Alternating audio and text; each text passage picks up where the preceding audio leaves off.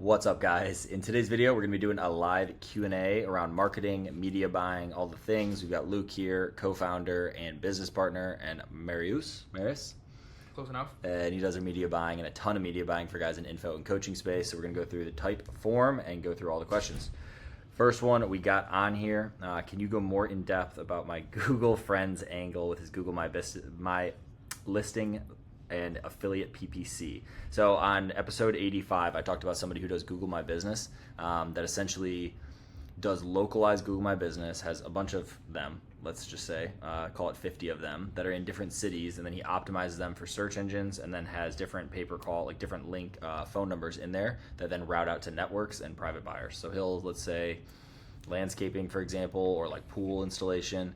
He will have Google My Business. Someone says, pool installation or pool design near me. They look it up, and Google My Business is one of the top things that pop up as like a local business near me. They click on the phone number, but it's not an actual direct business. It's just used for lead gen. So then he'll route them to local ones, and people will pay $150 a lead or $12 a lead or $2 a lead, depending on what network and what buyer. So he does that and is crushing it. Last time I talked to him, he was doing whatever, $300 to $500 a day in profit. You know him, actually. I'll tell you after this. But yeah, cool dude and crushes it. He's done everything that you can imagine. He just doesn't really like ad spend, doesn't really like the headache of it and like all of that, and doesn't like to media buy.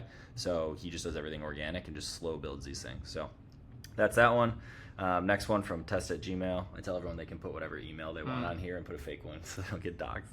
I have a business that sends super expensive home inspections which are health focused. Okay, how would you market or position, and what would your funnel be? We've been going through referral partners but want to go direct, and that I assume that came from you because that's not my land. Super expensive home inspections that are health focused. So they're basically, I imagine they're doing something where people go and check out, like check for mold, check for whatever. What kind of funnel would you do, or just how would you get clients? I mean, probably two options. First one, lead forms. The only problem with lead forms would be the quality. But I've been actually talking with a lot of guys that do spend a decent amount of dollars a day, and they just have lead forms. The only secret there is to properly route. So if the lead does not seem qualified, just do not fire anything on the lead form, because there is no pixel. So the only way for you to have good quality is let someone be an application only if they have every single requirement. So that would be option number one. Option number two, have like a type form funnel, because it's a very direct offer. Like you don't have to do a lot of convincing on that one. Like you just tell them the offer, make them apply, see if they are a good lead or not. That's it. If you send your type form, same thing, have routing. If the lead does not answer like all of your questions the way you need it to, don't fire anything on them. Maybe still call them, but yeah, we have a friend that does home services, that does in-person, Cody, and he was talking about this when we were on his podcast or whatever we were on, and he was talking about how it's basically like a cleaning service, like a home cleaning service, and they'll run localized ads, and the biggest difference and what we kind of broke down on there was changing the offer, and he had talked to other guys who were like doing 3 times the amount on his. I just inhaled that. We were talking on his about basically how he had a buddy that was doing 3 times, and the offer, the only difference was that, just how they structured the offer, everything, same media buyer, same whatever, same whole thing. And so that was a big one. So for them, it was like, a free cleaning basically for their home, and then it comes in there. So so that's the 2 things. It's like, so the actual technical is run some application form, lead form, something. So you get qualification, you get all the information. Obviously run them localized to wherever you are, and then the biggest thing on there is what offer. So it's a free home inspection, it's a free this and that likely, and then once you're in there, it's you sell the service. Once you identify that there's a problem, once you whatever XYZ.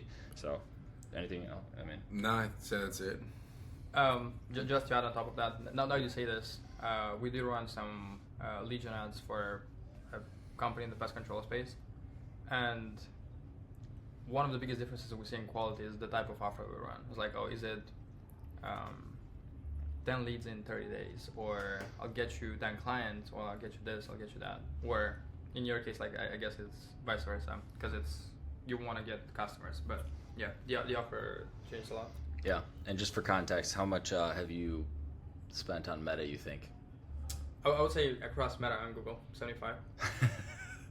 75 million. So he does a lot of the big info $75 guys. total. He Yeah, does, 75. yeah. My first lead gen client.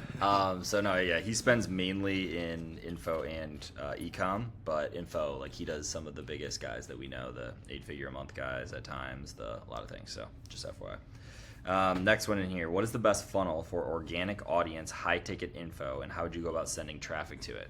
Okay, well, how would you go about sending traffic to it? It's organic, so I think it would links, right? Links in bio, this and that. YouTube, there's a Hormozy video where they talk about it, but it's just, you look at any Hormozy video, they have the 2 links right above the fold in the description. They have them then in a pinned comment because you want as many opportunities to have CTA, and then using actual in the content piece, go and see the comments or do whatever to do that. Same thing with Instagram Store or whatever. You guys, I'm sure, understand that. But best for high ticket info, what the best funnel is. I think Yeah, good. I think that's just like a flawed way of thinking. I agree. There's not like a best anything. There's people who make every single kind of funnel that there is work. So it's more so like, what is your offer? What are competitors doing? How good are you at different pieces? And just, not looking at it so binarily. I think you look at like funnels that work and you assume, oh, someone just had an idea and just made this funnel and now it's working, but it's just really never like that. It's like you try your funnel, figure out where it's broken, look at the stats at different steps and different stages and different places, try and figure out what's not good about it, what needs to change about it, and then you make one work is more so what you're looking for. There isn't like just a best funnel. I think that definitely you should have a VSL ingredient in it, like, so there should be a strong message, but how that gets delivered can be in a million different ways, in my opinion. I have such a different opinion. So do you. What do you have? Yeah, probably there are good funnels, and especially for high ticket organic. Best? I mean, webinar and VSL, and you probably can do both of them super well. That's so funny. Exactly. Mine is completely You different. can do both of them super well. Yeah, but like You could do DTA super well. You could do a regular webinar funnel super well. You could do every funnel super well. So depending on if you run Low B2C ticket, or super your offer well. is B2B, right? Like what we saw, let's say whenever we run something B2B and the price point starts at like This is good. 10K. We need to argue with each other. Let's say it starts at 10K. Whenever we ran the VSL fund, and it was organic, like it still didn't convert very well. The moment we had all the leads sign up for like the weekly webinar, they do it live, so it's a hassle. A lot of people don't like doing them live, but those calls that come from the webinar, like after listening to you live, like it's so different when you are live and just a pre-recorded VSL. The intent of those people in the close rate is like just way higher than any VSLs we see. Yeah, and we see that now we start doing this for one of our biggest. Yeah, but the guy asking this question could be really good at sales. He could be. And like weak at marketing or weak at tech. Right. And like, that's what I'm saying with like the best thing. It's more like self-assessing what you're good at and not good at. What was your idea, Ryan? Best organic. So depending on, I mean, of course, all this is going to be depending on or this or that or what is best to you. But generally speaking, if someone has consumed X amount of information already on you and consumption because they're watching long form YouTube or whatever, they're basically teed up. So it is that's why a lot of the time these guys can run the simplest 3-page funnel. So you could, like Luke said, DTA. So someone's going to a headline, a short form VSL. Again, they've already consumed. So you can have the apply button right there, testimonial wall, all the things. They fill out the application, do your routing and do your qualification in that. Then they go book a call. I'm a huge fan of book a call. Sure, I think actually might agree with that. I think it's more evergreen. I mean, it is more evergreen, like inherently, because if you do stuff like events or launches or whatever, it's like if you're booking those to calls, you need however many, the volume that you need in sales availability on calendars when you do events that go to a calendar is fucking insane.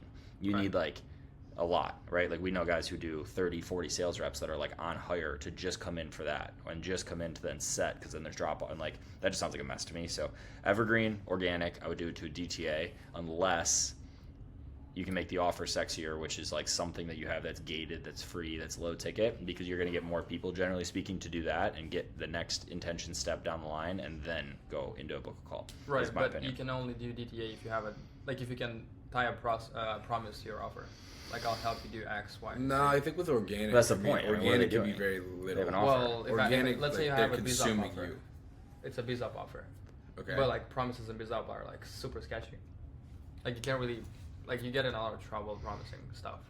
But if they're like really warm audience, I think you're right. Teed up, like easier the better is probably a best. Easier the better. Best place Yeah, to simpler the start. better. Like fucking put them in your DMs and just get them on the phone. Yeah, I'm not a super fan of that, but a lot of people crush DM setting. So I like, started talking to a lot of coaches and follower ads to DM. Yeah. Yeah. Well, that's the same And thing that- as that's that's what I what- was saying about the free group funnel. So you basically have like get them the next step in the consumption level or like with intention. So it's either they're DMing you now and there's communication. They're in a free school group, Facebook group, WAP. They're doing something. They're even the opt into a free training. But then there's so much more shit. You need like automations. You need flows. You need this. You need that. You need to like get like just a mess. Versus if it's like simple, it's like this to apply.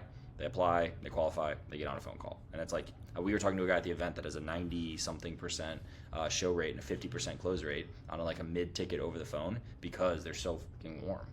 Because they're coming, so it really depends on a lot of things. We were but like, both talking about paid funnels. yeah, these More are more. so, yeah. Yeah. So, all right. Next one on here. If you're getting started on a brand new publishing offer, so which means like partnering with an expert or whatever, basically. So you're the marketer and you're partnering with someone who's like the expert. What would be your recommendations and tips for taking it to over 1 million ASAP? I'm gonna let you guys start with that. Me So and Josh Gavin model. yeah, me and a friend of mine that's like one of the best copywriters I know have been thinking of, yes, client work, great, but we were like, okay, what can be a client that will make us a boatload of money? And we started talking to some people. Like we put some criteria in place. They're not probably very well defined, but I would not try to go build an offer that like there's not already someone doing. Let's say if my goal is $1 million a month. 100%. Like my first thing, like yeah, if there is no one having that offer at $1 million a month, I would not take that client on. Is he talking about $1 million or $1 million a month? $1 million a month. I'm just gonna say I'm sure, but I'm just gonna say let's sprint to 1 million. I mean, we can say 1 million a month. Same Yeah. shit. It's one's just like how fast, like you know. If there is not anyone there, I need to see what the organic already like. Because like usually when I take a publishing offer, one of the easiest thing like, oh, it depends. Is he asking in the case of like you know the offer and you just need an expert in the space, or do you see already an expert in the space, he makes some sales, but like you want to take him to the So next usually level? these publishing offer guys are like, oh, I found this expert and I know I could figure out something. So I'm sure Right. there's some ideation that's already occurred around what the offer is, but they generally speaking, they'll have some like audience already because they're an expert in whatever, a little bit, not some massive audience. Some of these Right. guys snipe like Right. guys who have 300,000 or girls, whatever, that have a big following, but Right. have no monetization like offer model. So yeah, what do you think? What was the first thing that I would do? Yeah, if you're just getting started, what would your recommendation and tip be to scaling it to 1 million ASAP? My recommendation and tip, depending on where the person is at and what they understand. This is hard without context. No, you did it. You did it. What I would do is I would, Context here, Luke did this exact business model, and then I came in as essentially like number 4 or 5. So Luke took somebody that was had no following really, and then but was like an expert, like a true expert in the niche, and did this model. Except we fumbled and bumbled our freaking asses off to get to where we are today in that. So like based on those learnings, how would you launch that now? Same way you talk about your XYZ new idea. how I would launch it now. Yeah, exactly what you're talking build, figure out the message, the market, make sure there's a big problem. Number one, make sure the person's good on camera. Start with like the sales message, in my opinion. So like some sort of VSL, get that right. Use it on organic if they already have an audience. And then once that's working, begin to build out everything. So then you start to build out the funnels, and you start to build out, customer support, sales team, make sure fulfillment's all good. They have to be in fulfillment. And that was key. Is in the beginning, it was in fulfillment, whether that's in product, like pre-recorded fulfillment, or that's like sell first for sure and then do it. But like either in there or the coaching. It's generally really helpful to be able to sell the person and like their expertise directly in the beginning. The other piece that I completely agree. I always model everything. So like if I was to do this right now, and I've talked about this on here and I always use it as the example, but the life insurance one, I would pick like I know 3 or 4 that already do it. I would go bump, bump, bump. I would have a little hedge actually. I would probably have multiple experts unless I found someone who's like a rock star, because I don't want the hedge of doing that, which when you're starting is probably harder. But I would just run a gambit. I know 3 of them that crush it right now. They have one of them that's organic, one of them that's all paid, one of them that's a mix, which is hilarious. And they just absolutely crush it. So I would just literally take what they do. I would model it off there. I would create the brand asset that made it look like it was, polished, even though you don't even need that. And then I would just run it right off the get. So exactly what they're saying. I can add one last thing. Please. Make sure you agree with them for them to keep pushing organic, especially in the first months. Because let's say most cases, those people either run some ads or like no ads at all. So the moment you start spending on ads, because like that's probably how you'll try to get the offer to work. If they do not push organic and did not get sales consistently in, like the relationship is just terrible. Yeah, no, agreed. Josh Gavin, I always fucking plug him in this, so shout out him. He owes me like 30% of his business, but just kidding, Josh, I love you. But he does this exactly. He has an entire framework on how to do this. We actually talked with him. Like he almost, in my opinion, I've said this to him, but like doesn't. I feel like he has such good ones like that he's partnered with or built that he could take it so much further on like one or two of them versus having so many. But he like both teaches people how to do it and then has some of his own. He owns all the IP. He owns the everything. It's literally the expert's like part of it, and it's a great business model. So I mean, run it. But you could probably find some resources from him too. So next one there was probably you two more. How are you leveraging AI to better inform your media buying strategies? Okay, that's a pretty good question. I am not doing, let's say, the day-to-day on this, but Vlad and my other guy, Eugene, they've been producing with AI creatives nonstop. Really? I mean, for you guys as well. Like, when we don't want to necessarily ask Lara to do something, like Vlad just go. Like, I can probably post Slack right now in the chat with Blake. We have like 10 ads that were done like the last couple of days just with AI. Image generation. Mm-hmm. You guys have a dedicated Slack channel in our Slack channel? No, like a two-way. Like me, him, and Vlad. Yeah, see, it's gotta change. Gotta change. We need eyeball. You, Blake and Vlad? Yeah. Yeah, see, that's gotta change. This is where we learn this shit. I hate when people have. What about the marketing This happened like channel? 3 times in the last 2 months. People talk about something and they have a direct message between like 2 people, or I'm sorry, like 3 people, or like 6, 7 people, and I'm like, make it into a channel, put us in it. I'll mute it, but I want eyes. Okay, fair enough. So, Blake, sorry for telling everyone that we have our own channel. Maybe that's considered micromanaging. It's probably considered micromanaging. Maybe I need to grow. We do a lot of the copy now with AI. Like whatever, like we take a new project, like we have, let's say, a Warrior Babe project file in our ChatGPT. He said the company name. Yes. You're fine. No, you're totally fine. Okay. Everyone knows.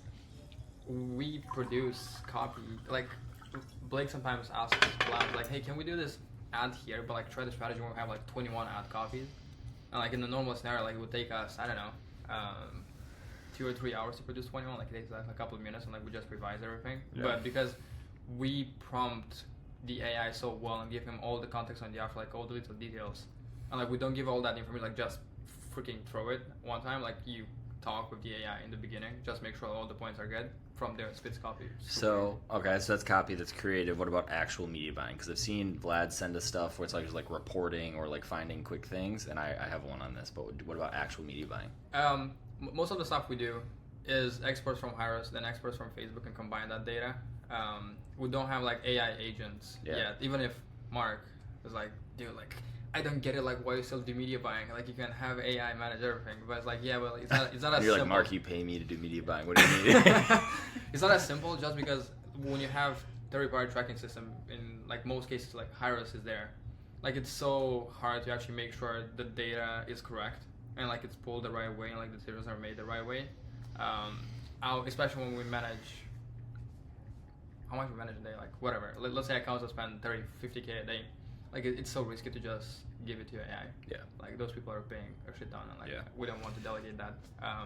One thing that I saw some media buyers do, they just have alerts, on the agent always analyzes the data. And if one of the KPI, like, I don't know, CPM skyrockets, or your customer call just tanks, like, you get an alert, so, like, you have eyes on it. Like, that's probably something we would do. Yeah. I was on Nick Fisher, shout out, he's a fucking legend. But he was talking about it like 2 weeks ago. I was on one of the calls with him, and he talked about, I think it's that Magix, or whatever that thing is. Yep. So I don't know how much, because they've had those forever, like the automated reporting and same thing, like the action flows, the rules, all that stuff. But there's some layer, and I'm not familiar with this because I don't actively media buy right now, but they have a ton of shit set up in there that does like alerts and like auto turn-offs and like does things, and it also pulls data from other sources, so it's like a twofold. But they use that on, let's just say, very, very large, like, 9-figure info companies. I didn't use metrics in a while, but their integration with Marius always used to suck. Yeah. That was like my thing. For the okay. Yeah. Because you need the Marius data to trust on the page. Yeah, I don't know their data sources on it, but he was like sharing all the stuff and had like 9 tabs open. It makes sense. So, all right. Next one on here. In ecom, I've always thought about it that it's 95% product and creative. Okay, well, 95% product and creative, and then 5% is media buying, campaign setup, or whatever. Would you agree or disagree, and why? Great products with great creative seem to always do well regardless of media buying strategy, but I may be overlooking its importance. So there's a whole like clicking the buttons versus, right? Yeah. What do you think on that? Yeah, I'd say like I think like what product and creative definitely is important, right? And if creative means like matching a market with a good message that resonates with it, I think that's always more important. As you begin to spend more, you have more, that has to happen inside ad accounts with like, overseeing stuff like that. But I think, 100% you have to basically what he does is useless. No, you have to have good market, good message resonance. You have to have a good product, of course. And then, like, if you really hit a really good one, you have a big tailwind. So I agree with, like, the sentiment of the question. Yeah. I do not agree with the ratio of importance. 95.5? Yeah. Because we have, like, one of my closest friends, I was telling you yesterday at the gym, has, like, a ecom brand that probably very soon he'll do, like, £2 million a month in the UK. And he does Amazon, does TikTok shop, but never cracked ads. Then now all of his ads are actually the winners from their TikTok shop campaigns. Like the winners, they run them as ads. It's like, dude, like why did they print so much money on TikTok but like they're not putting it here? It's like, do you want me to give you one more try on Facebook? Because like they had a lot of agencies with the same creatives and we are crushing it. And all the other agencies with the same exact ads that didn't do anything. So maybe like 75-25. But then if something's set up fundamentally wrong, it could be completely like if you're like 5%. Yeah, I don't know if it's time. I don't know if it's focus. I don't know what percentage or is of. optimization. Right. We had a call the other day we have friends that do $15 million a month with essentially one hero SKU, and they have like a couple ancillary stuff, but they are crushing in like the MRR game.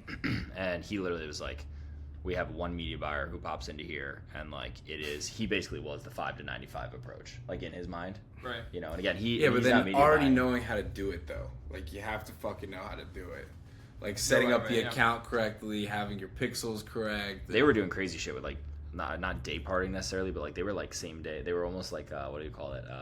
Surfing. They were almost like surfing in there. I hate that. Yeah, he's like, oh, we'll turn off this, and then we'll ramp into these and find these pockets, and they're spending across TikTok, Facebook, Meta, and a little on Google. I'm sure on Google, but yeah. That was the 2 course. So okay, I talk about it on here all the time though. If there is a landing page, for example, that is the ugliest, worst thing ever, but has the best offer or copy or whatever on it, and the fucking button doesn't work to purchase, but you have your address on there, people will mail you to try and buy your shit. You know what I mean? Like, it kind of gets out of that. So truly, or Naval has the quote, like, you only need whatever mark. I don't know. I'm gonna botch this, but it's like you only need sales. If your product's not good enough, you need sales. If your sales isn't good enough, you need marketing or whatever it is. But basically, all to say, like, if your product's so fucking good that you don't even need marketing and sales, then yes, like that's the number one thing. So next on here, for the people without meta reps. Is there any truth in page, BM, and ad account trust scores that affect your CPMs? If so, when is it time to shift pages, ad accounts, and BMs? And signs from something external or signs something external is affecting your ads other than its natural performance.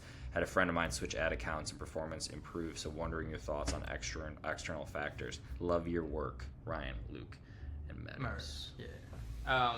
It is. All 3 names. Thank you, brother or sister. It's no, like literally, it's probably a sister. It's a tough question just because we have some ad accounts where, for example, the page health was trash. It's like, okay, let's spin up these other pages that like we would manually farm the engagement. Well, let's start at the front. So which ones can you see? You can see page You count. can see- account quality, Can you can see see- account? Can yeah. you see, and you can see ad, and you page can quality, and Yeah. account quality. If you go in Okay. business support home, like that will show you like how many ads Okay. rejected you have, like if your account is at risk. Okay. And most of the time when we try to change those assets, like it never changes anything. Ad account, yes. Like let's say in terms of like I launched my CPM was $200, and I went to this whole rabbit hole and trying to figure out like why the CPM is so expensive, and it's almost every single time the creative or the copy on the landing page. Like if Facebook thinks like whatever you're doing there, like sketchy, whatever, like they will give you the most expensive Interesting. CPM. But like I tend to look now at CPM like as such as a vanity metric, because I really care about like how much it costs for someone to land on my page, like cost per unique outbound click. So as long as that one's in line, and I have one campaign that's 200 CPM, but at the other like 20, but the cost per outbound click is the same, I don't really care about what my CPM is. And you optimize around. I mean, your true is your ROAS, obviously. but, Yeah, like everything the Hyros tracks will be like the metrics I guide myself in. All the Facebook ones are vanity metrics, but we have, for example, a lot of trading offers, and the CPM on them was like $200, and everyone panics. Like the guys coming the accounts like, guys, like what are we doing wrong? The CPM is 200. It's like, yeah, but your cost per unique outbound click is like $4 for an offer that's 15K. Yeah. Have you run a lot of trading offers? A couple. Have you? Mm-hmm. Trading bots especially. So like direct to cart? Trading bots are like you sell the license for about 15K. Interesting. Yeah, so it's a direct application, qualified people that have 50K. I more had in capital. Ahmad on here. Ahmad on here, and we were just at the event. You guys got to connect. He does all organic, but he crushes, and he only does this. Is it a trading offer or He trading only does bot? trading offers. Mm. No, he's not a trader. He's like a Got it, he's like got a it, growth got it. operator style, which I'm butchering probably what it's called. But yeah, and then he So does if you're it. watching this one, hit me up or I'll. Like the girls that were sitting next to you at dinner yesterday. Those like they're a client. Oh, okay, Yeah, I remember. so, yeah, them you mentioning do that. Yeah, I hang out with some lead gen guys, or haven't really in the past, and they'll swap all of these, if I'm being honest. So they will have it's every variable. It's the credit card that's on file. I mean, it's both like a risk of the accounts too. So it's the credit card on file, it's the ad account, it's the pixel, it's the links, the domain, it's the a copy on the lander, it's the creative. Like it's literally everything could be a variable. If you're running like normal stuff though, yeah, I mean, test swapping them out. I don't know why you wouldn't. Yeah. And dedicate, and just like if you have two different ones, literally load the same stuff into the next one. Does it perform the same? Like it's very common to test that before you need to go and try and test everything. It's like if you're doing everything, basically to the book, which everyone tries to do. Most people try to do everything to the book, but like just swap out an ad account. Yeah, exactly. Swap out a page. And then that's the other thing. It's like rather than even having the question, it's like just in 1 hour, get a new ad account set up and cross it off the list. And and optimize for optimize for ROAS. Like we know people who have $300, whatever, $250 CPMs that like the ROAS still backs out, and it's like obviously not super ideal if like in comparison, but like who cares? Like why would it matter? So next one, more of a marketing question. Yeah. How to increase your front end AOV for a product where quantity breaks don't make sense compared to an easily bundleable product. Aside from positioning it through gifting, raising price, adding free gifts. Example, the Nuru foot massager compared to say a security camera that would make sense to have multiple. Like how would you position it to triple the front end AOV? So something that's really like a one-time thing that doesn't make sense to have more than one directly. How do you do that? Do you do any of that? Do you have that conversations with people about that stuff? No, but we actually have 2 clients now that's very relatable for. Most of the time, it's about the funnel that they run. Mm-hmm. Like most people run, like the side of ecom is like you just run to your Shopify, their like product page, or you run the traffic to the Shopify main page. But the main way I'm seeing people have like crazy high AOV is the process you take the prospect first. So if I'm sending traffic first to like a VSL, and we're running the ads for like we're trying to figure this out, like why I'm not sure like why it's so freaking hard. But like one of the biggest offers on ClickBank, it's a supplement offer. We're running the ads for them, and all the traffic is being sent to your VSL. And after that VSL, like we offer bundles. The biggest one and the most taken one is 8 bottles of that freaking supplement. Which is what, like 6-month offer or 3-month offer? I think it's 6 months. Yeah. So our AOV is about 1. It's very common, by the way, which I actually didn't realize until like a year More ago. of the same. Yeah. It's like, More of the same. So you But just he's basically saying the opposite of that. He's saying it's something that isn't more of the same. Well, if it's not more of the same, then something tertiary, like something that makes sense to have with a foot massager. With a combo, like maybe yeah. there's like a fucking oil, or like a hand massager, Yeah. or like a neck massager, or like a neck-handed foot massager super pack. The premier version. Yeah. No, like my simpleton brain right now, and I've only run a little bit of I said ecom. something so inappropriate. My only like is literally just like exactly what they're saying, the funnel type. So like all the post purchase stuff that's ancillary, that's the next step in the journey, that's the add-ons, that's the whatever, because it doesn't just have to be on page and positioning as gifting and just more of the same. Like you can have other SKUs. Like that company I was talking about that does 15 million. Like they have their hero SKU. It's all their creative. It's all their everything. They run to that.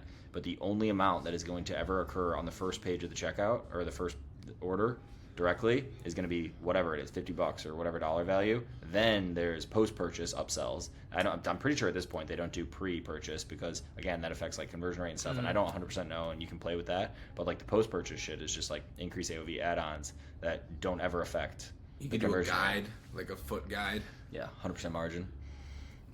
yeah. If it's we talk about with Mark about this. Triple your AOV is wild. That's what he said. I mean, triple your AOV, because actually I think he'll listen to my first answer and he'll be like, dude, but that's not what I'm looking for, because like you cannot really sell more foot massage, like whatever those are, because like you probably need one, right? So probably the only way you would increase your Maybe you AOV. get one for a friend. Well, that's what he said, without doing it through gifting, raising price, adding Right. gifts, free gifts. But why not And raise tertiary your price? products. Tertiary Right. products and But yeah. why not increase your price? Because like maybe if you have a VSL, the like indoctrinates them so good, or like an advertorial page, the like the copy is so good, like you can probably charge more for the same exact shit. That's Yeah. true. Yeah. I did a drop shipping fund test at the end of 2024, and I did like $100,000 a month. And Hardwood floors or whatever. What the heck? what? Was it floors or something? No, it was Oh. like a dog product. And I got one of those Shopify apps that did split testing on page for prices, or not on page, split testing in general. And I tested like whatever $79, and I tested one at like $119, and it's insane.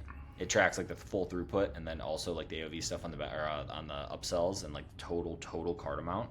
And it obviously had like a lower take rate, but it actually, one of the tests I did had such a vast thing, and it was like basically showed it as premium instead of making it like more commoditized, and it actually had a better return. So we ended up landing on the one that was $100 and something. But again, very small test. But like you just gotta test stuff like that. And then I agree, the tertiary stuff is the obvious way. And then any MRR function, I don't know how gray area you want to be, but you can do subscription stuff.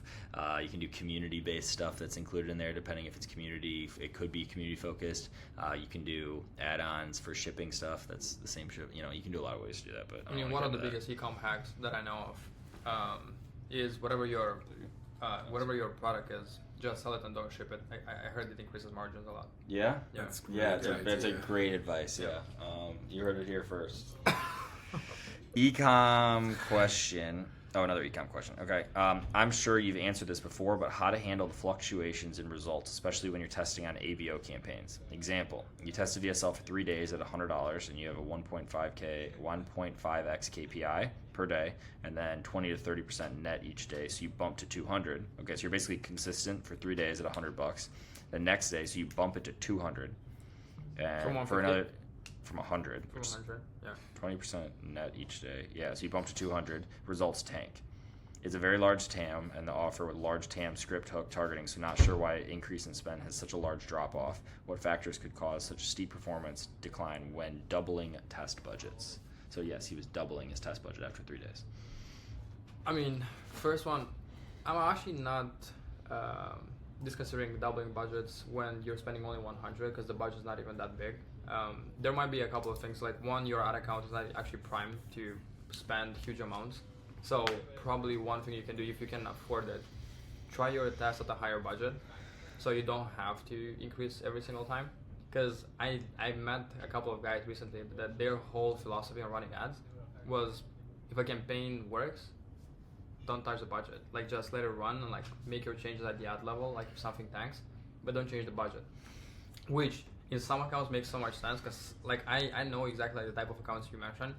because like sometimes like you bump the budget by $50 and like it goes to shit, and it was like a winner the day before, like the week before, like the first budget bump you have, like it just tanks. So like if you're seeing that behavior a lot in the account, try some of your tests at the bigger budget, where let's say if your campaign runs super well at 100, maybe just duplicate that campaign and try it at the budget you want to increase it without cannibalizing the first one. That's an option. And for if that doesn't work, try to change the ad copy at the creative level just so you don't have overlap. We asked Blake this when he was on, but what is like your overall like creative to scaling process, like testing to scaling? Like you're launching. I mean, I don't want to say, but a fresh account. Like, what's your campaign structure? What's your launch strategy to do creative? Once you find winners, what do you do with them? Do you scale them? Do you launch a different campaign that's scale campaigns or like proven? Usually the structure we have recently is creative testing campaign, copy testing campaign with the winner creatives, and we just try to squeeze as much juice out of that one as possible. And probably in most of the accounts we run right now, those are like some of the best performing campaigns, the copy testing with the existing winner creatives. Scaling campaign, which is usually like just a CBO structure, like one open ad set, one lookalike of your like purchasers, and just slam all of your best performing creatives in there. And then sometimes we just do weird tests. So like don't necessarily have like some deep meaning, but we just test for the sake of testing, because like some of the most random tests like work the best. Yeah. What's your biggest account right now you're spending daily?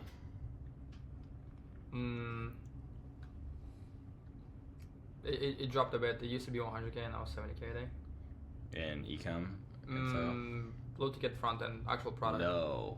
Really? Mm-hmm. All right, we need to talk about that. All right, next one. I want to build an info product course. We're getting into a couple days ago now, or kind of yesterday. I want to build an info product course teaching other agencies how to sell and fulfill high-ticket web design.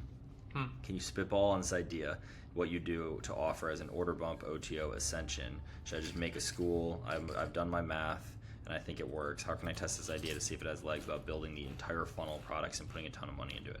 So he wants to basically create a course, not coaching, to teach agencies how to do high-ticket web design. So how would you launch it? Is it with a low ticket funnel? It sounds as it, because I think he's assuming because it's direct to cart, because he wants to do just a course instead of coaching, which honestly, in my opinion, is actually, or you go ahead.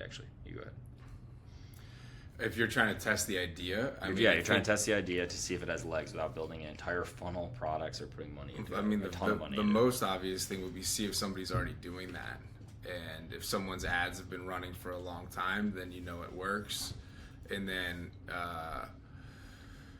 then build out all the marketing first, I would say, rather than building out the whole entire thing and then it never even working, no one even wanting it. Try it with, the marketing, the sales, the pages, the ads, see if that works first. And then if it does, then build it. Yeah. Low ticket funnels too, like if you try to build them from scratch, are a freaking beast. Like it's not that easy. It's probably easier to figure out the VSL funnel than a low ticket funnel. Dude, I talk about it all the time on here. I was like, I don't think I would ever launch low ticket first for the amount of iteration and back and forth and trying to get it right and the pieces and parts it requires, the assets on page. Like, I hate that stuff. So I would honestly do a call funnel is what I would do. Same. 100%. I would probably do a DTA because you get more volume for a cheaper cost, which does not necessarily mean a good thing because they likely have lower consumption if they go through other funnels, but you need to like talk to people and like be able to have the room for error and noodle room. That's good. To be able to do it. Get people on the phone that are in your market way better as fast as you can, and then rather than guessing what they want, you're just talking to them. Yeah, and so because you're teaching people, because you want to build an info that teaches other agencies, which is very interesting, how to sell and fulfill. So the beauty of having a niche like that is you also don't necessarily have to run ads. It's way easier to do something like outreach. I don't know if I like that idea, to be honest. Outreach? No, it's like having agencies He doesn't like your idea. Yeah, well, it's like, because then the agency has to, I mean, maybe it makes it really easy for the agency and it's an add-on and it's a good idea. And what I think is irrelevant, I could be completely fucking wrong. And the other side of this is if you have a great fulfillment team, you could just do this as a partnership thing, and you could teach other agencies how to sell it, and then you could fulfill on it and make spread. Yeah, that would be the way to do it, because then there's no increase for them. Yeah, so you have a sexier offer, because it's like, hey, it's basically white labeling you guys as a service. You're teaching them how to sell it. You show them the benefits of it. You show them how much money they can make on it, and then you sell it to them for 5, they sell it to their client for 10, and then it costs. Yeah, they sell it for whatever they want. Yeah. And then you make the spread there. Yeah, and then you get more efficient with that, and you just become the fulfillment god of, these web design. Very good take on this. I know someone, not in the web design space, but has one of the biggest SEO agencies. Yeah. Oh, you know that? No, I've heard of this before. I almost did this like probably 8 years ago now. This carpet was made to get ashed on. We were at Agency Founders, and when the guy, I mean, the company's called Search Atlas. Like, I can do them some free promo, and they have 2 options. So they're one of the biggest SEO agencies out there, and offer number 1, they built a software, like an AI software, whatever, that like makes it so easy for you to fulfill on SEO. So that's option number 1. They just teach you how to use their software. They have courses. They do like weekly, monthly coaching. The second thing is like, yeah, you learned this, but you're too lazy. But you can definitely upsell your existing clients to do SEO work for them. You just white label them. Yeah. But yeah, like they run ads to get people on, like to teach them how to make money with SEO, like as an upsell. So it's pretty much the same exact thing. Just your thing is website design. I would do that. I like that idea, especially if you're talking about fulfilling on high ticket, and all this stuff is like premium, and then you're trying to sell some low ticket thing and like ascend that.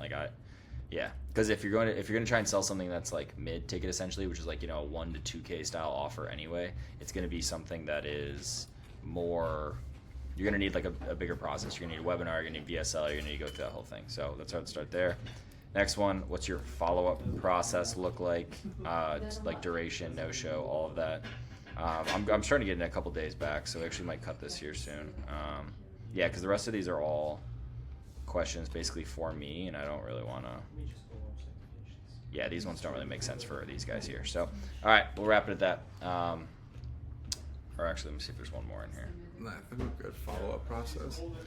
What's your follow-up process look like? Duration. So after no show, we dial them. We text them every single day for 30 days straight. Example, like what? So what's our follow-up process look like? Sorry, people walked in here. I think the key with follow-up process is just having one.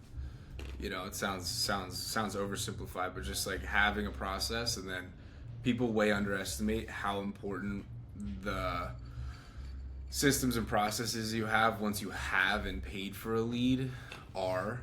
Like, it's like, hypothetically, it's like, oh, we're good at ads, but like all of our ads would fucking break immediately if we didn't have all of this shit behind it where, you're squeezing all of the juice out of the lemon. Like, so, I would say just aim on having more than you think you need, and then just cover all the fronts. So all the obvious ones, and you can just think logically. Like, if you want someone to get on a call, they probably should have a text for that, like on like the data part of the reminders. If you want to warm them up, like there's nurture sequences. So in between the point of when they book a call and then when they get on the call, sending them lots of content, testimonials, videos like that. So aim for more than you think that you need, and then just try and cover all of the things. Like, look around, what are all the best practices, and then just put them all in there, because it's really important. And I would probably try to funnel hack companies that rely heavily on ads and are super successful. Yeah, those people have their flows dialed in. 100%.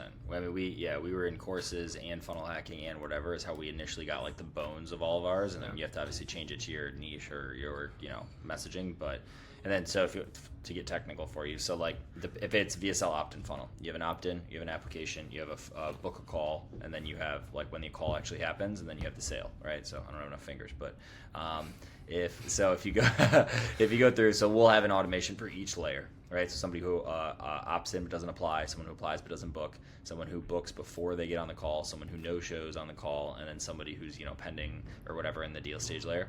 So those are basically across those. We have contextual ones for them for that, or promises that you gave them. So if they were at the BSLs, like, oh, we're gonna send you Free bonuses gifts. or gifts or whatever, contextual. Then on top of that, the reason you do stuff like email, and it's actually the next question, I'll read it, but someone else asked, and this directly connects. I've been learning a lot of Alex Becker's content. He advises against using he advises to use an opt-in page for high ticket offers, high ticket to cover the ad costs and then make money from the email list. In his words, averaging $1 to $2 per email per user for the email list for the month.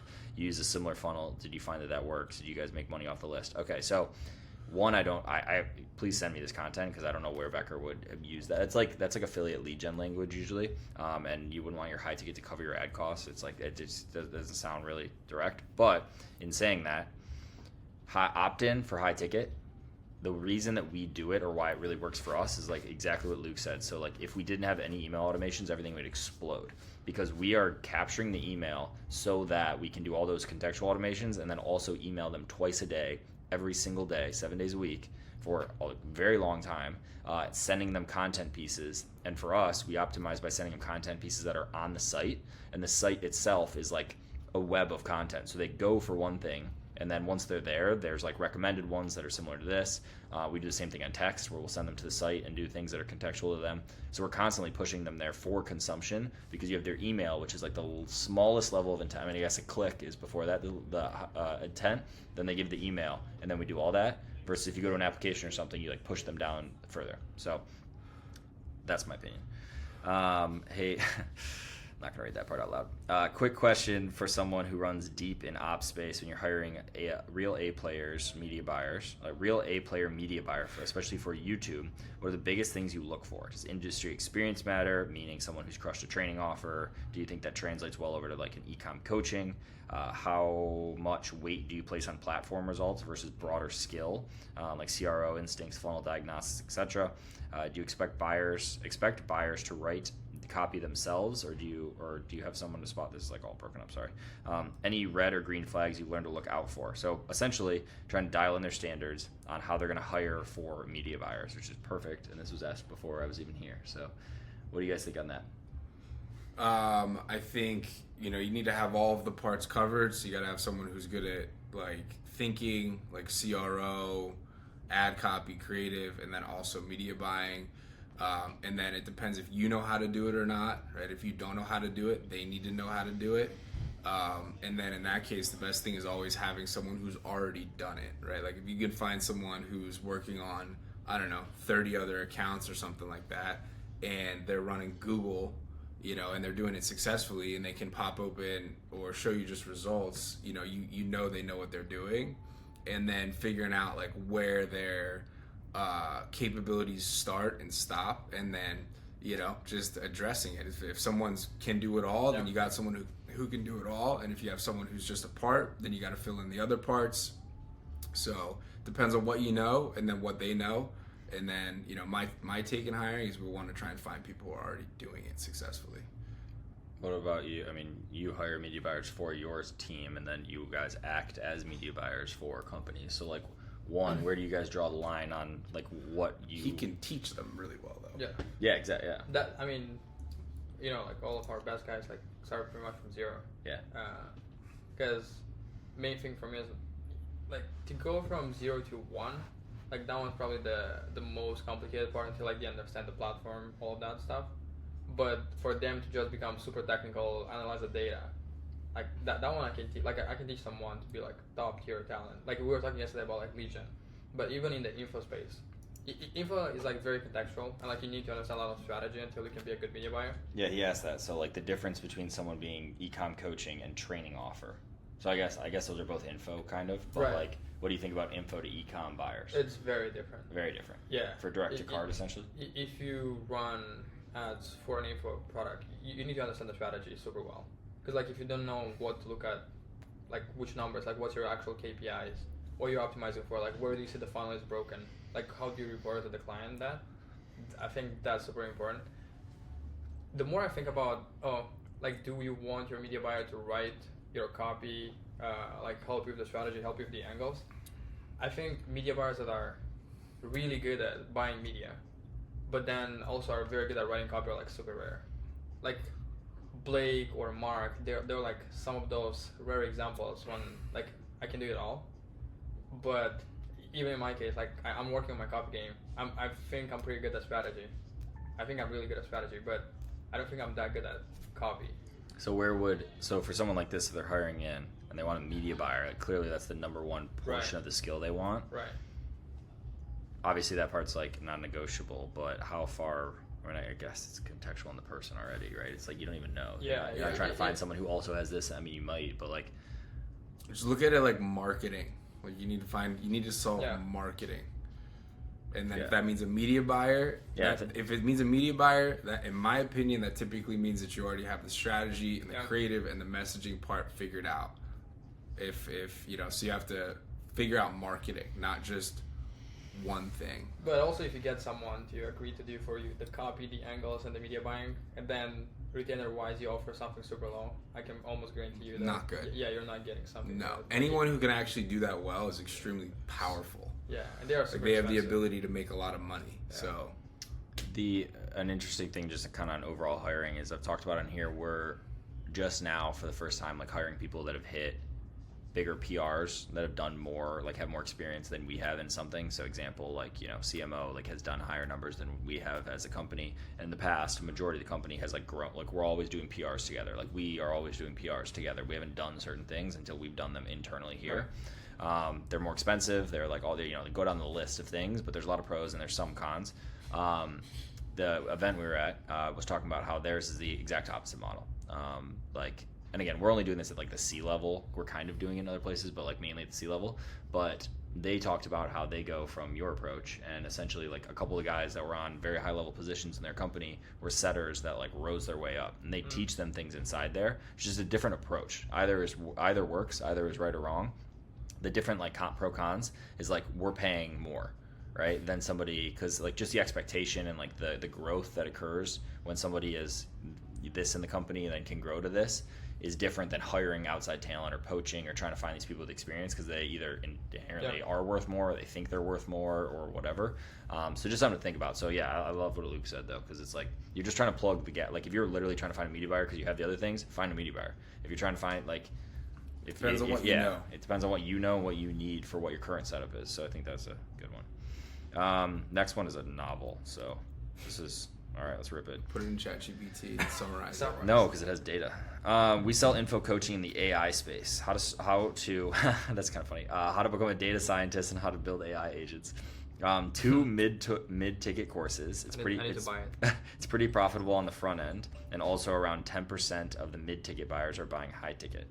So it is pretty profitable on the front end, which is great. Okay, so you're already liquidating fully. 10% ascension rate from mid-ticket to high-ticket, and I'm constantly thinking about how else we can monetize it. Right now, it looks like mid-ticket to high-ticket, and some stats are we're spending $100,000 a month on the mid-ticket with a 3x ROAS. Direct to cart, nice. With a webinar funnel, it's in the Polish market. We have $100,000 a month on ads and spend $400,000 a month in the U.S. I don't understand. Oh, spending $100,000 a month on ads is like spending $400K on the month in the U.S. Like based on, I assume, like TAM, but. We're testing 20 to 30 ads a day to keep the ad spend consistent. 10% of the mid-ticket are ascending. Not ad spend costs here because we're upselling existing customers, yes. Started implementing setter closer strategy to call and follow up. People register the webinar but didn't buy, booking them for calls to buy high ticket. Would love to hear your insights on how you think about squeezing the back end even more or utilize our lead flow even better. It's a good one. Yeah, I mean that's really it. Like you just have to understand you need to squeeze what you have more and just go into it and just figure out every place that you're weak and try and work on that little piece until it's better, and then move on to another piece until it's better, move on to another piece until it's better.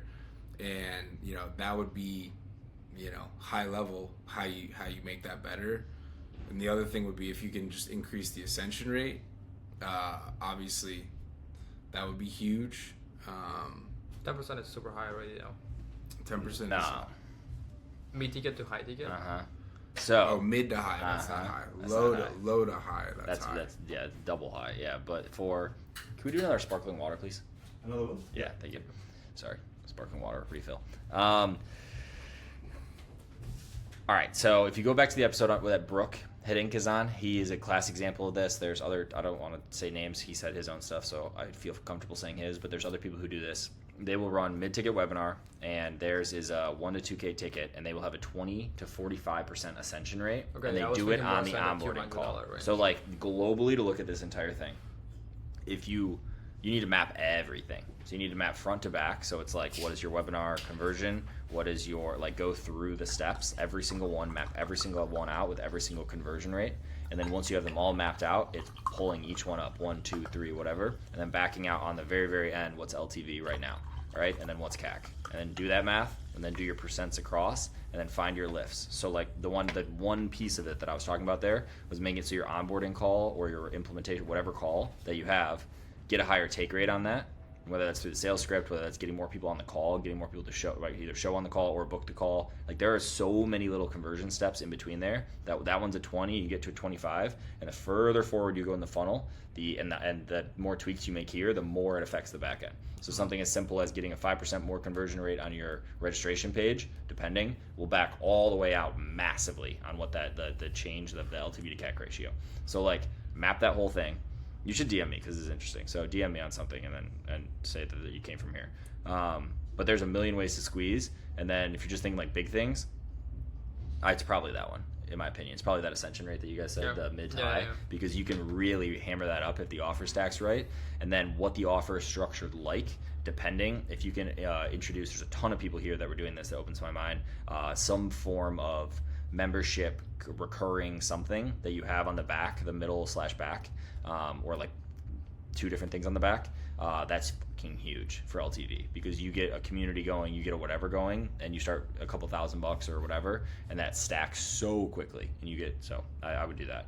But also, you can also just do more volume. If you're getting 3x on the front, like that's pretty insane. So play with it, and if it like drops down in half, like make sure your numbers back out to you actually are making more, and you're not just doing more work for the same or less, because that's fucking not ideal. But I would do that. Yeah? Yeah. Okay. Hey Ryan, watched a bunch of your videos. Thanks for the valuable content. I've seen you recommend go publish a creator and build out systems for them. I'm a total beginner and I see so many necessary skills to stack. What would be your first? Okay, so I'm going to change this question, but essentially, what would be, and ask you guys, what would be the first skill to stack in order to begin this online journey? Basically, the first skill. Copy. Think copy. This is highly debated, completely unique to the person, by the way. But yeah, I agree. Highly debated, completely unique. Like, I think you gotta assess what are you naturally kind of good at. Like, I think the idea that you have to have everything yourself is not true. You can build a team. So, like, if you're fucking dog shit with, technical stuff, then like you can find somebody to help you with that.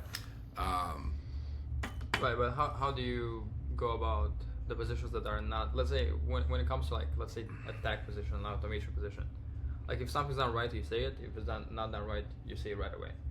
But when it comes to a copywriter, let's say you do go the publishing model and you want to hire that copywriter. Like if you don't know shit about copy, like the copy can be terrible, but like to you it sounds good. That's true. That's true. So if you're trying to make a career out of this, you got to just pull your pants up and just learn it all, to be honest. Pull them up. Yeah, pull your pants up and just learn it all. Start anywhere. I would say probably the best would be just follow your interests at the beginning. Like, what are you more interested in figuring out? Is it marketing and ads, or is it sales? Go super deep into it until you're good enough, and then move on to the next thing and the next thing. And then if there's anything that you're really not good at, try and find somebody to work with. In my opinion, if I was running like, where I was doing like a ton of this, I would want a team, of course. You know what I mean? So. But if, like, one thing in the sentence, in the question was, I'm a complete beginner. Like, if you're a complete beginner, I would not start with publishing offers. No, if I say this on here, my two things are you either get paid to do it or you pay to do it. Yeah. Right? So you're either going to buy a course and it is not going to be on learn how to copyright necessarily. It's going to be on some business model, some whatever, and it's going to be every piece of it just a little. Yeah, and you're going to get your feet into it. And it's going to be a little bit of tech because you're going to build a couple pages. It's going to be a little bit of sales because you're going to do sales. It's going to be a little bit of media buying or whatever traffic. Like, it's going to be that. And then the other option is get paid to do it, is you find a specific skill set role that someone is hiring for. Like, a lot of ones are a setter that goes into a closer or something like that, and it's like you start in sales. But when you're in there, you understand and start, like, if you are aware of it or go into it with the intention, and you work in one of these, you see all the other pieces and you do that. Idea. And you get paid to do it versus That's the best idea. I like the other one. I like paying for it, and then I actually paid to then did the other way, right? Like paid to do it and then started working with these guys and then learned it on the job. Like almost everything is either through a paid course, sure, some like communities and stuff, and then doing it, literally doing the thing. And it's not one specific, like they have stacked, obviously, like skills just naturally stack, but like it wasn't specifically like, oh, I want to learn this at that time, at least. So that was mine. What's your show up workflow? Is the closer doing all the work? If yes, how are you tracking them, and do you have triagers? I have a video on this where I talk about this. It's called like just look up show rate. Just search my thing and search show rate. But Rank show rate. Yeah. Right. No, seriously, yeah. But I have one on this and it changes all the time. But like at that time, the one that we were doing was like a 70-something% show rate, and it includes setters, it includes these different pieces. But the quick of it is all the automated reminders, all the automated emails, everything Luke was talking about with hitting them with content, both in ads and in email and the other places. The initial dial happens within like under 5 minutes, where it comes from a confirmation setter that they'll dial and confirm the call. Hey, just want to let you know this is a Zoom, this is a whatever, the time zone. And then the automated texts that will come from the closer automatically. So we do make it framed from the closer. We also have some emails that direct come from the closer, but then any of the educational ones that are not like, hey, what's up, blah, blah, like respond to me basically, come from the company branded one. So we'll use expert name for that. And then the thank you page positioning is like really, really big. And we a lot of time point them back to the thank you page. We do have some dedicated pages that we point them to, but they're like pre-objection blocks that are not necessarily, I guess they are a function of it. So I have a whole video on this where I talk about it. So next one, what skills do you think offer the highest leverage for a beginner to learn? I'm just starting out and make money. I've been spending, we already answered this basically. So same thing we said before, skill building. Question, does this one still require it? What? It says 1 hour there. Does this one still require it? Man, if Maybe not. Man. Either way, we're close. So, all right. Either way, I think we're out of questions anyway. So we just. Is this yours? This is yours. So we just hit maybe a cap on this, and if we did, and if we didn't, we don't know. So, oh no, it's going up now. It's just in minutes. Oh, okay. So we're going. These for guys an hour. scared. Let's These go. guys scared me. All right. I don't think there's other ones in here. I mean, there's a couple. Is there any that's like more about like people and thinking shit? Why is that what you know about? Yeah. Yeah, Luke has evolved to but being people and thinking, which is honestly very fair. I don't know. No, I mean, there's nothing specific to that. Those are all the questions from today. Now I just have the ones that happened through the week. Let's do one more good one. They're the me. Their tech stack, their ops, their automations, their tracking systems, I'm a 20-year-old setter, and how do I evolve into this? So I'll get you guys on the next one, and I'll make sure I get these on here. Any other closing questions, fun things? I mean, if you have something about people that you want to teach people about. What do you want to teach people about? Off the people? Off the rip, man. It's not really off the rip. You brought it up, It's like, yeah, off the rip. So let me look at my notes. Yeah, I would say in like all these questions, just like thinking of why you're asking the thing in the first place, and then making sure you're considering who you are and what you can do and what you're good at and what you're trying to do and whatever it is that you're trying to do. I think that people don't do that enough. It's like you look around, you're like, oh, this person's doing this, and there's money, and then this is this, and there's this funnel type, and there's this. But I think a lot of I think progressing in business is like, what am I good at? What can I do? What do I understand? And yeah. Can I ask you a question? Because yesterday at the gym you said something that was really the opposite of what I was thinking. Yeah. Yes. My perspective on like building a business, like I first need to be freaking great at that specific thing, like an absolute beast. Then I know like if I get people under me, like I would have the respect from them because like I'm so good at the thing. Mm-hmm. But you said like, oh, like if I would have to start from scratch, like I can build any business, even a business that's like I'm not an expert on. And my question was, how and why do you think people? Do you agree with that first? Continue. Do you agree with it? That we could build anything? Yeah. Yes, but I also know me, and I know that I would literally. But just the concept.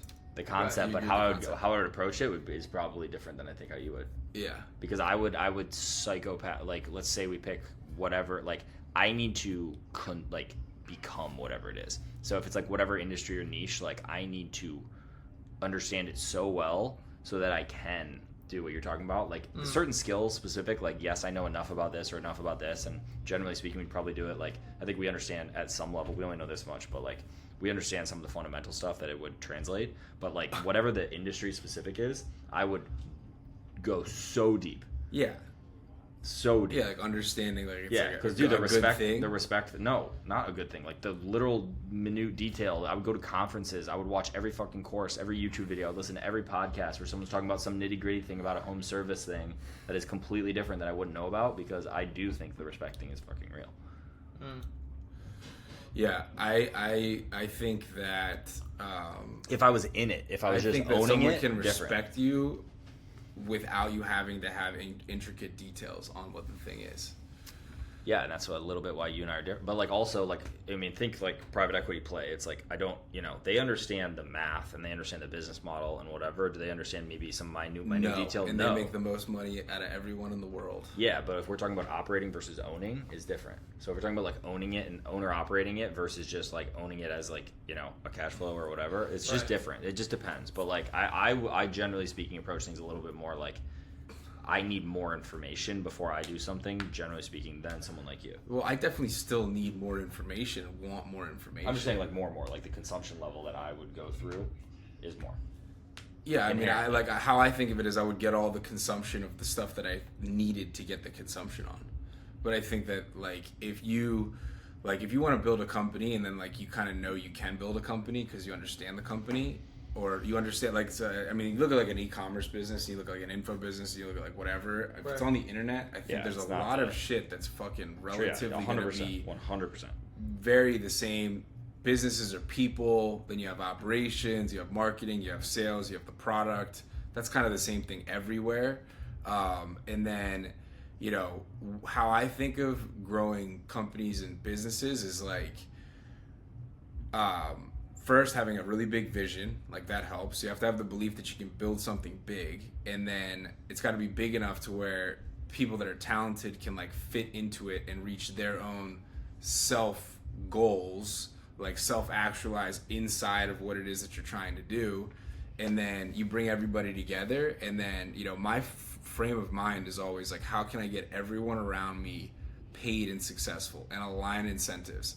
And if you do that, that drives human behavior. So if somebody has a skill set and the incentive is aligned, and you just have, hey, here's a target destination, and if everybody does this, then there's these incentives that you all get, that you all want, then you don't need to know. You don't need to know a lot. I mean, like, and here's the other thing there is like I feel like I kind of know a good amount of how an internet company works. So like that's part of where that comes from. I was, for whatever reason, literally I said home services when I said my thing, but like there's some industries where I'm like I have no idea, but like internet business, it's there's a lot. So why a home service business is fucking crazy is because of the internet part. Like that's how those things are scaling, and then you just find someone who totally understands how to fulfill on the home service part. Bing bang boom, and then their rev share partner. There's no fucking way in hell that they could get to where you were trying to get to without the internet part working, and the CRM and the digital part and the sales part and the marketing part. Yeah. And then it's like, hey, can you go build a $400 million flooring company that could sell without this? No. We need you to fucking nail fulfillment. Boom. Yeah, so Luke's back to saying, so he needs a full-on operator that actually understands business and just wants to do the internet part, and like the people on the team and the company side, because you need someone who literally does understand all of this shit, and like there is going to be this a little bit, 100%, if this person is having XYZ and oh my gosh, and the show up or whatever, and this person has to drive to the physical location in someone's car, and like all this stuff, like that doesn't matter once you're like here. But that's just understanding of one process. And then an operator is just like making sure that one process is getting done. Yeah, and then 900 processes inside the process. Yeah, which is the same as everything. Like there's 900 processes, so it's just another operator making sure processes different than our current someone business, where you understand the actual thing too. Then I don't understand any of the coaching part. That's not true. And that is true. And what we do. I mean, like it's like I like understand it, but I don't know what's going on. Yeah. But like, And you also live and breathe it and do it and are physically XYZ and understand that stuff at an X level. In our own way. We're not women with hormones, brother. We're not 40 years old and overweight. We're fucking young and have testosterone and build muscle and just eat enough protein and then still are fine. So this is a sneak peek into 5 minutes of 6 hours of every day. Thoughtful disagreement. I don't think we disagree. Yeah, we agree. I don't even think we disagree. We agree there, though. Yeah, I obviously lean more thinking about technical detail, holdups, what could break, whatever. Luke thinks more vision, big, anything can work. People pay everyone over. I think, we don't make as much margin because of this. Luke thinks everyone is true. Everyone makes great money that works with us and does that because of there's that no model. one in the entire space that pays better than us. Yeah, blended, no doubt. That's an ad for people to join us. It's not wrong. It's not wrong. It's not wrong, which again hurts us at some level. Like we go in these rooms and these guys are making XYZ or doing this, and it's like there is a portion of us. We had this conversation last night. That's like, we're almost like overcomplicating things or like doing a lot more to like make less than someone else. Like if you compare the amount of like actual like team size and like amount of meat and like all this stuff to make X number, it's like there's a lot of ways to get to a goal. But what we're trying to build is different than all of them as well and can go to a different layer than any of the other ones can go because of how we're building it. And it's fun because it's on hard mode. It's on hard mode, and it's also stuff that translates, like Lou said, into any other thing we do. So it's like, now we know how to do this thing. We're essentially getting paid to do it at some level, right? Like to learn how to do it and like fuck it up and then try it again. Build a real company. And build like a real, exactly, an off. There's, everyone in the space like, what offer are you running? Or like, what's this? And it's like, no. It's like, we're not an offer. We're like... Nice, classy. We're not, so it's like, but they make great money, but it's just not our goal. So that's all I got. Anything else specific? No, that was a great answer to the question. All right, guys, we are here. I don't know how many more days, but yeah, that's that. So 6 more, I believe, in a row. Luke Kish on Twitter and on Instagram. Luke loves shameless plugs. I'll link them out on these. So I will talk to you guys tomorrow. Hopefully this one was helpful. And if I missed your question in there, it's because it was too technical or too whatever. And I will go back to it and get it next week. So thanks for watching. Bye, guys. Peace.